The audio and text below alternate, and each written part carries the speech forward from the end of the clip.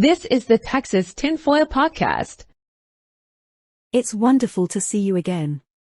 This is part 2. Grab some tinfoil and enjoy the show. So we've got one exorcism out of this so far, and that's terrible. Poor kid for the. We still got your exorcism to go through, yeah.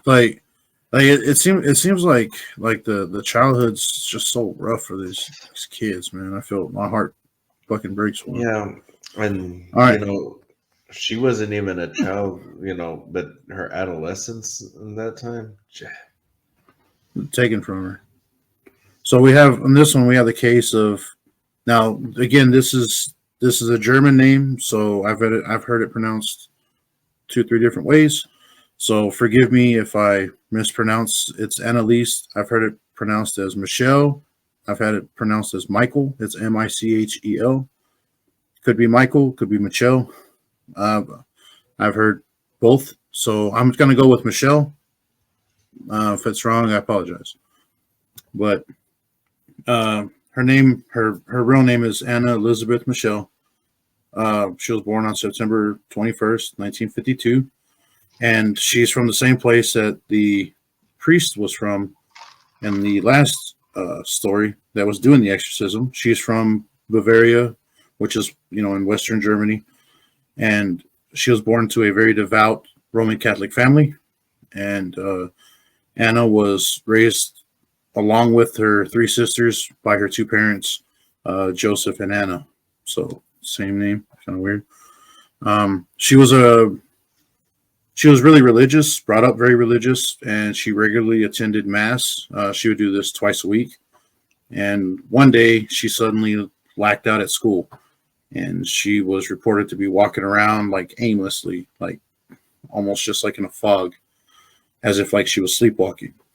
And Annalise did not remember this event when they told her about it later, but her friends and family said that she seemed like she was in a trance. And later, she ended up experiencing a severe convulsion at the age of 16. So after a hospital visit and a long diagnosis, she was diagnosed with a temporal lobe epilepsy issue. Affects the brain very greatly. Epilepsy is, for people that have it, they know it's nothing to play around with. Later on in life, in June 1970, Annalise Michelle had a 3rd seizure at a psychiatric hospital where she had been staying. Unlike the first story, the second one, when she was diagnosed with this, she was spending time in this hospital, a psychiatric hospital, to help her with this epilepsy and a few other episodes that she had of walking around and kind of being in this fog, right? So she had stayed at this psychiatric hospital for a little while, and she was prescribed some anti-convulsion drugs for the very first time when she was 16 years old. And unfortunately for her, it did not alleviate any of her troubles. It just basically was a placebo. It did nothing. She described seeing devil faces at various times of the day. She would, speaking with the help. I don't know what you would call the hands at a psychiatric hospital now, but staff there that were helping her along with this, they would talk to her, and she would explain to them what was going on with her. And that same month, she was prescribed another drug that's used to treat various psychosis, including schizophrenia, disturbed behavior, multiple personality disorder, and for delusions. There's a name for this drug. I'm not going to use it because it doesn't really matter. But she's being treated for this, right? So 3 years pass while she's in this psychiatric hospital, and she's occasionally released. Family comes to visit, that kind of thing. 3 years later, in 1973, Annalise, she leaves the mental hospital and she starts to attend college. She goes to the University of Würzburg. I believe that's how you pronounce that. Probably not. So sorry for butchering that. That same year, she actually got worse, and she became, I'll just use the word suicidal. She wanted to delete herself, right? And she had a huge disdain for all religious articles. She even started displaying more disturbing behavior, and some of the disturbing things that she did was she would urinate on herself and chew on her underwear. She would drink her own urine off the floor. At this point, she was already hearing what she described as devil voices in her mind. And the medicine that they gave her for these issues, the delusions and going into the skeptic side, she already had psychiatric issues, and they were giving her tons of medications for it. They did nothing. On the religious side, she had a disdain for religious articles, and she was brought up extremely religious. So for her to have a disdain for the things that she grew up loving leans toward this demonic thing. That's where her parents and everybody else in her family that are devout Catholics are starting to kind of lean toward. Now, they're not exactly only in that direction, because remember, she is still spending time in a mental hospital. So they're trying to cover both ends of this. And after going through this for a little while, these demonic entities that she would hear and the faces that she would see would condemn her, and they would tell her that she is basically going to hell for this and whatever other terrible things she would experience. That was just one of the few things that they publicly said that she, would hear. And Annalise believed that she was possessed by demons. Personally, believed that, and that was because her ongoing treatments did not improve her mental health. They did not improve her physical health, and her depression actually got worse. So relying on the doctors and all the medicines they gave her had no effect and got worse. This led her to believe they were demons. So you got stuff stacking on both sides of this. All right. Now, Annalise had been taking pharmacological drugs for almost 5 years at this point. It wasn't just like, well, you got a bad batch. I mean, this was quite a while. So Annalise's family and her community became convinced that she was possessed by demons. And so they consulted several priests, and they requested an exorcism. They were persistent in this because they just said she needs one. And there's all this, in their opinion, there's this evidence for it because of the mental health issues not being corrected by these drugs. So the priest declined doing an exorcism multiple times, even though they're being persistent about it.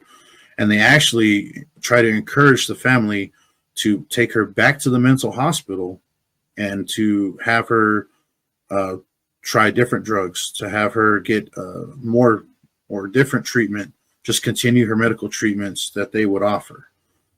And so they told the family that to get an exorcism, it requires a bishop's permission. Now, in the Catholic Church, official approval for an exorcism, like I said earlier, is granted when the person strictly meets a specific set of criteria. We get to the exorcism itself. In 1975, right, and there's one priest, Father Ernest Alt. He had declared that Annalise Michel, in quote, did not look like an epileptic, unquote, and did not observe her experiencing any seizures. Again, she was diagnosed with epilepsy. So Father Alt believed that she was suffering from the demonic possession and urged the local bishop, his name is Joseph Strangle, sound familiar, to allow an exorcism. Father Arnold Renz and Ernest Alt, both of these Catholic priests, received permission from Joseph to perform an exorcism. Even though they got permission to do it, they were ordered to do it, to be allowed to do it with the condition, the only condition being that they do this in total secrecy, and it is kept between those two and the family, that it is not made public. So kind of a weird stipulation, but here we go. Now we move into the exorcism. Father Renz performed the first session on September 24th, again, 1975, with the religious help at her bedside, right? I'm going to use that term, the religious help. And lack of results from all the medicine she's been having for the past 5 years, her parents stopped talking to the doctors because Annalise herself said she didn't believe what the doctors were doing were actually helping. This was what she believed. And so she relied solely on the exorcists and their rites that they're performing on her. She believes this is the way to get rid of this. Her parents, they abide by her wishes, right? They honor that. So during the exorcisms, she would scream, growl, physically attack the priest, anyone in the room that got close to her. She had unnatural strength. Again, similar to the first story, unnatural strength. But her language was German. It didn't change, but the tones of her voice did, the way she spoke did, her cadence did. But eventually, the people that were trying to help the priest do this exorcism, they couldn't hold her down anymore. I mean, there were the priest, the family, and other men that showed up. I believe they were just help for, the exorcism itself. They were large men to help hold her down. And she is, at this point, very, very thin. And if you see any photos, which I'll probably insert here, she is not a very big person. She's a very petite woman. And she's in her 20s. So she's not very big. And she's able to throw these men that are pretty decent size, full-grown men around.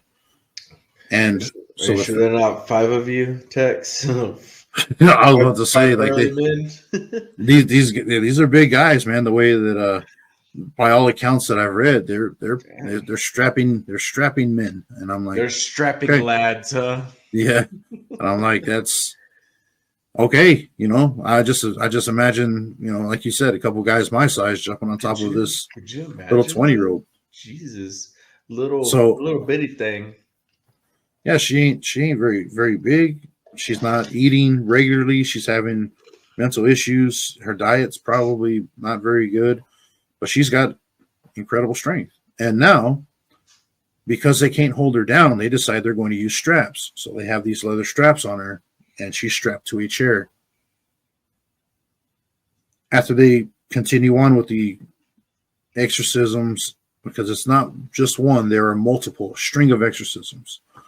As this continues, she gets more and more irate, more and more angry. She breaks the straps.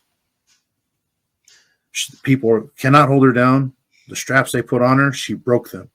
Finally, they had no choice but to resort to using actual chains.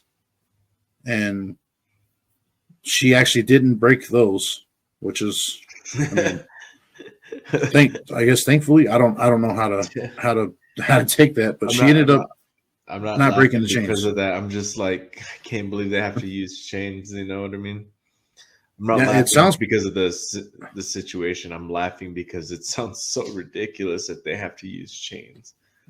Yeah, it sounds pretty barbaric, but it's the only way to restrain her while the preachers are doing this. And the entire time that these priests are doing this ritual, this exorcism, or a string of exorcisms, she would curse the priest along with anybody else in the room during the sessions and in several different voices, right?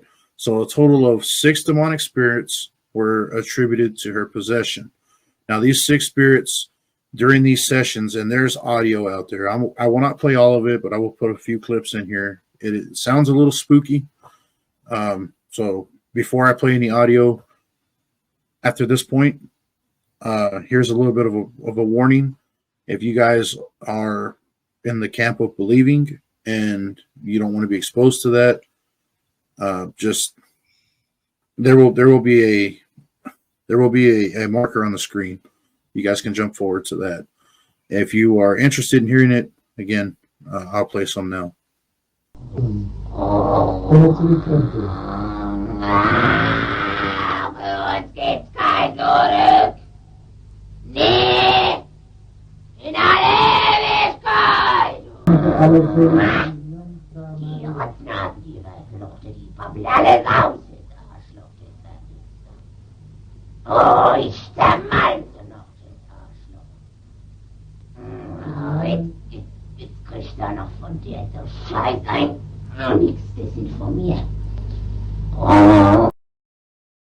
Now, these exorcists got her to list these demons that were supposedly possessing her, and after I'm gonna go ahead and say after plenty of time and much effort, some of the 6 that were listed was Judas Iscariot, which was Judas that betrayed Christ. And you know what? I'm not going to name all of them. I'm just going to say the ones that I thought were crazy was that Satan himself, and one of the other ones, Hitler. Weird. Yeah, that's one of the names. And the way she would speak, her cadence, and some of these other things, and all these audio sessions that they have. And this is probably one of the most well-documented exorcisms in the history of exorcisms. So there's plenty of audio. There are photos, and I will be rolling those in as well if I haven't already. So she names these pretty big names. Whether that's entirely true or not, again, it's up to you to decide. So between these exorcisms, Annalise would cry out and drop to her knees in prayer. So when she had control of her body, she was desperately praying to get rid of this stuff on top of the exorcisms that were being done to her.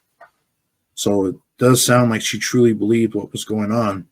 Her parents were terrified because none of the medications and none of the science was working. The religious stuff didn't seem like it was helping her at this point either. It seemed like her body was getting worse. She was deteriorating. She stopped eating. She stopped drinking. She would only sip little bits of, they could only get her to sip little bits of water when she was lucid and able to have control over herself. And the most she could get down would be a little bit of milk. And that was it. She would vomit, and she would urinate on herself, urinate on her bed. It was terrible. The few things that they did see her eat would be like flies. There was, again, we're talking about urinating and everything else in this room. I'm sure there was probably a smell to it, but there was a report of a lot of black flies in this room. And regardless of what they could do, it was hard to get rid of them. So they were just always there. She would catch the flies and eat them. She would eat spiders. She would just very odd, very strange behavior. Man. So she continued to pray in between these sessions. She would drop to her knees. The Catholics do this thing, or they'll drop to one knee, similar to what knights do when they're pledging their allegiance or showing great respect to whoever, king or whatever. She would do that, which is one thing that the Catholics do, and another thing where they drop to both knees, again in prayer. And she had done this so many times that she had literally broken both of her knees and tore the tendons from the bone. And even after she had done that, oh my God, they were technically broken. She was still forcing herself to get on her knees in prayer. Lord. Now, toward the very end of the exorcisms, she did require a little help from, I say a little, but I mean, damn, she did need some help from, her mother and, her family. Broke your dang knee. Both of them. Now, there was a total of 67 exorcisms or sessions, right? Now, they would do one or two of these every week. And the sessions would last anywhere from 1 to 4 hours. And they were done over 10 months. This lasted from 1975 to 1976. So just under a year of exorcisms, secret exorcisms on this poor girl here. Dang. Now, toward the end of her life, Annalise Michelle began to refuse, food and water, like I had said. Again, she would sip a little bit here and there when she was lucid enough to do so. The rest of the time, she was in just fits of rage and just uncontrollable. Right, seen drinking her own urine from the floor multiple times. Even though they offered her food and water constantly, she would never take from that. But she would eat the insects, spiders, flies. She'd piss on the floor and lick it up like an animal. She lost most of her hair. She constantly scratched and cut herself. She'd cut herself deeply. She gave herself lacerations. During the exorcisms and during fits of rage, she would clench her jaws so hard that she broke her teeth. A lot of her teeth were just shattered. And she was bleeding from her mouth and nose very often during these exorcisms. I'm not sure how much more this poor girl's body can take at this point. So on July 1st, 1976, Annalise Michelle, she passed away in her home. And the autopsy report, once her body was taken, stated that the cause of death was malnutrition and dehydration, resulting from almost a year in a state of near starvation while the rites of the exorcism were being performed. When she was weighed, she was only 68 pounds as a full-grown 23-year-old woman. 68 pounds. And both of her knees were, again, broken from continuous prayer. Annalise Michelle was 23 years old when she passed away. Now, that's not exactly the end of the story, because when something like that happens, the responsibility has to fall on somebody. And there are survivors. The survivors are her parents. So that's who the consequences fell on. Her parents were taken to jail. They were charged, along with the two priests that did the exorcism.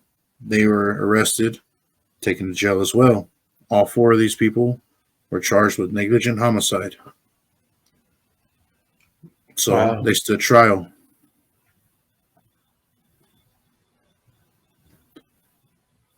And after standing trial, they gave their defense as to the chain of events that led to this. Mental health deteriorating completely. No help medically from all of the pharmacological drugs and everything else. It didn't improve it. Her specific wishes were to do away with that. This is your child. And again, I'm not saying what they did was right or wrong, right? That's for everybody else to make their own decision. But if you put yourself in the shoes of these parents, your son or your daughter that you love, you made, you've put all the time and energy into is suffering terribly, and there's absolutely nothing you can do. You've taken them to mental health facilities, you've taken them to the hospital, you've done everything you can do to get them squared away, to get them right. And nothing works. For over 5 years, this continues to persist, and you're completely helpless. And as a person of faith, they're Catholics, as a person of faith, that's all they feel that they have left to turn to. Their daughter feels the exact same way. So when they are asked from their daughter to make this thing happen, of course they oblige her. I feel like, looking backwards, I wasn't there, but looking backwards, I have a whole lot of sympathy for that, because it couldn't have been easy just standing around watching your kid going through this, let alone the exorcisms, let alone wasting away for over a year trying to give this person food and water, and your daughter denying it, and you watch them wither away. So just the physical aspect of that is insane. Now, granted, they probably could have, forced her, said they could have declared her, mentally incompetent. They could have forced her into a hospital, put her on an IV, found a way to sedate her, put her to where she could gain weight. I don't know if medically induced comas like sedation was even available in the 70s. I have no idea what the medical technology was at that point. I'm sure it might have been an option, but they decided not to do that. They honored their daughter's wishes. And as much as I feel like that may not be the best option, again, I'm Monday morning quarterback in this, right? I'm nobody to tell them what to do. They make their own decisions. They're their own people. This is the story. But they ended up getting charged with this. And after explaining these chain of events and explaining to the judge what it is, where their mind was when this was going on, and the priests giving their explanation as well, as to, again, citing that none of the medicines worked.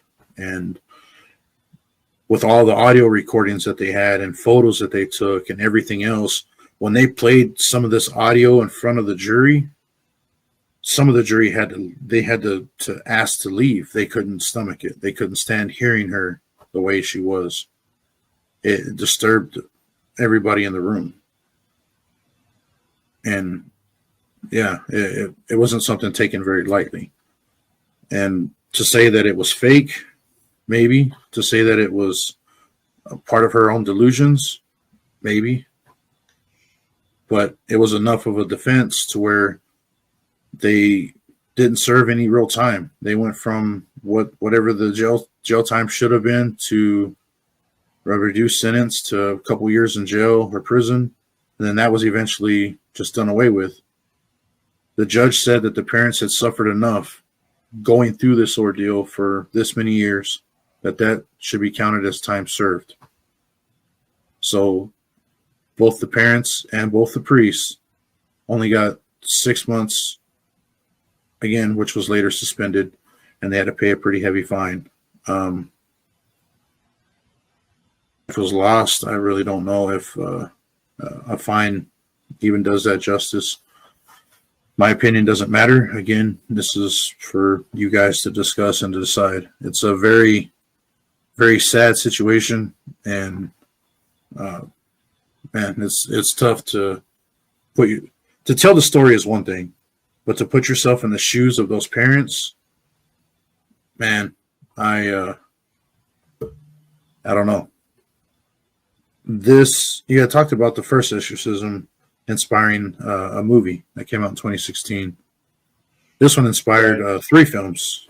The 3 films this one inspired was, of course, the most well-known one, The Exorcism of Emily Rose, which everybody's pretty familiar with, I'm sure, at this point. There's another one. Point. Yeah, if you're into this type of stuff. The other one is called Requiem and Annalise, the Exorcist tapes. Those 2 other ones are loosely based on Annalise Michel's story.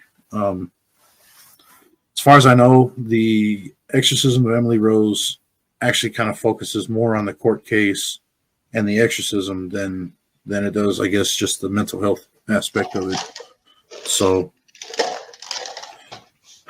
it's kind of a tough story, man. I feel for her, because she seemed like she was just stuck between, the dichotomy of science and faith, right? Right.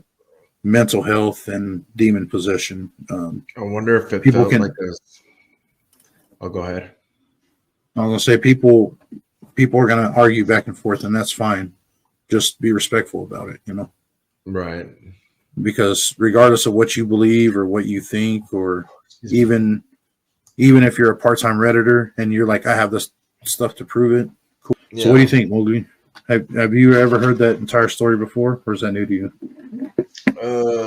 I've heard of Annalise. I'm gonna say Michelle. Annalise Michelle. I've heard it through, I the movie Exorcism of Emily Rose. But like I said, like Hollywood, like most other Hollywood, they make it all Hollywood. Like they don't tell more facts. It's more fiction than fact. So, Yeah. but the now the real story, that's interesting. I've seen the movie, but now listening to the real story, it's like, well, dang, man. Poor girl. She's been through a lot. Her faith, being so devoted to God as she did, and then coming to find out that she gets possessed, that would kind of be awkward for me, I guess. I don't know how I'd take it. Well, the priest said that one of the reasons why they had such a hard time with the 60 plus exorcisms wasn't that it wasn't working, but they were slowly stripping away the spirits, right, that were in this Right. girl. The last two that were left, again, this is hearsay, but the last two, of course, was the devil, was Satan and Hitler were the last two. Apparently, once they had accomplished taking these two out, I didn't include this in the story, but I will include this now. The very last one that they believed was gone, but actually didn't ever leave, lied and claimed to be Satan, was Judas Iscariot. He, again, this is their version of it. I've noticed that it puzzles me. Yeah, he's in a lot of these possessions apparently, but he said that he was specifically told to stay there until she died. And Wow. the reason I left this out of the story is because I'm going to give a warning for everybody who's listening to this right now. Here's your warning for people that are of faith, Catholic or not. People that are of faith, this may sound heretical, because she believed, she stated this several times, not only to the priest, to her parents, but I believe it's also caught on some of the recordings as well, that she was to die as a martyr. She was to be martyred for the sins of the priests and the people who are religious, right? But that are no longer praying the rosary, who are no longer doing prayer seriously. All of these things of people going to church, but not truly believing or truly doing what they're supposed to. And this was supposed to set that example. Her martyrdom was to set that example, for one, and to pay for those sins. Now, the reason I say it's heretical is anybody who's a Christian, who's of faith, Catholic or not, the original problem with this, number one problem with this is people pay for their own sins. You don't pay for other people's. The only person that is paid for everybody's sin is Christ. And that was paid on the cross. So to say that someone else needs to come behind him and pay again, that doesn't exactly sit right. That's actually ludicrous, man. I feel like that's really ludicrous for somebody to say something like that. That's what she said, she believed. And there are people that are still in Germany now that for her, on her gravestone, they still go and make a pilgrimage to it and put flowers and say that, she was a martyr and that she should be moved up as a saint, and she did what she was told. And what she was told during these episodes when it first started.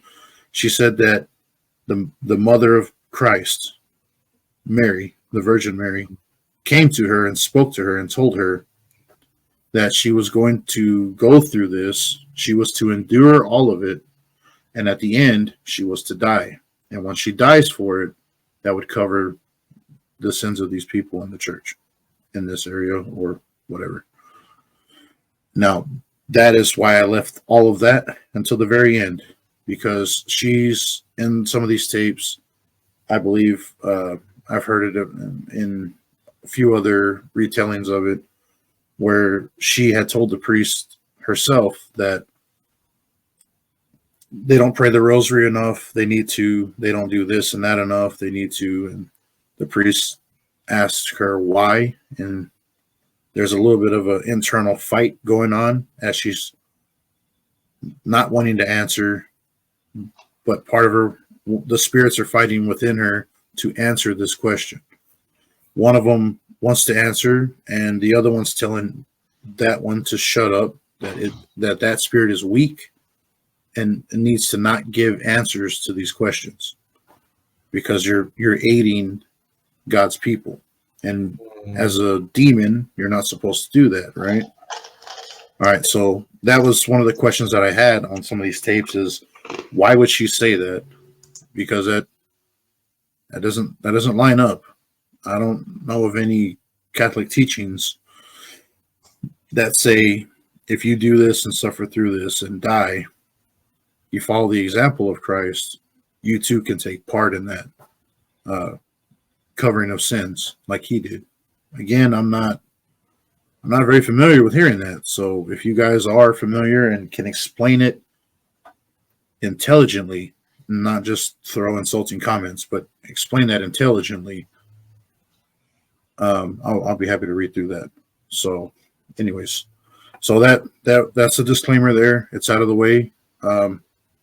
Apparently Virgin Mary told her she was to go through this and to just persevere through it and then die. So again, she had even stated several times that she was to die. She couldn't wait to die. She was to be a martyr.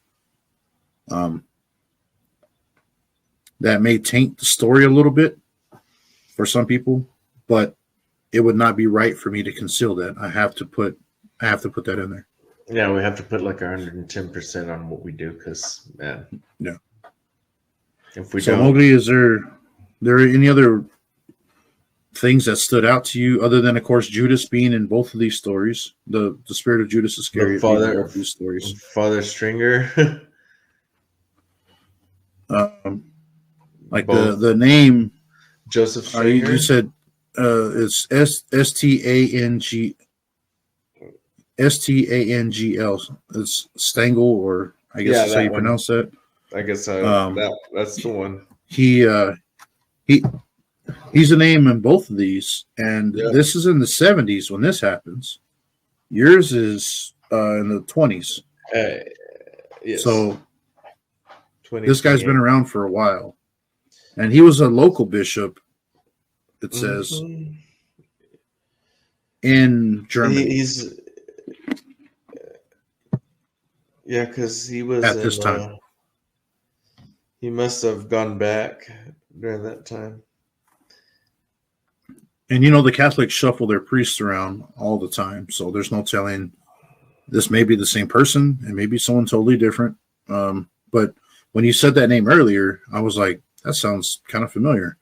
It may not be the same person, though. Is there anything else you maybe want to add or pick up on? So in conclusion, me being the skeptic that I am, again, if I could see it, touch it, and smell it or whatever the hell, it's real, Because of how I believe in everything, I do believe that maybe they were possessed. Now, can I actually sit there and prove it? No, I wasn't there. I couldn't do it. The only way I would know is if I was there to witness it personally.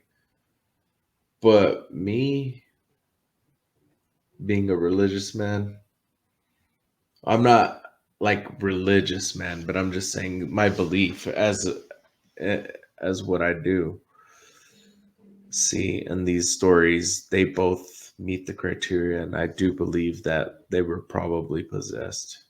But that's just me. That is my opinion. I don't know where I come down on either side because I do see both sides of it. I believe that covers pretty much everything, Moog. Unless Right? there's something else you want to add. No, nothing else at this point. We are going to conclude this second possession. Stick around. We'll have something awesome to show you for the next event. I'm pretty excited for it. We're in the mix, but I'm not going to tell you too much until you'll see. Guys, we'll see you soon. This is Texas Tinfoil Podcast. Peace. See you guys later.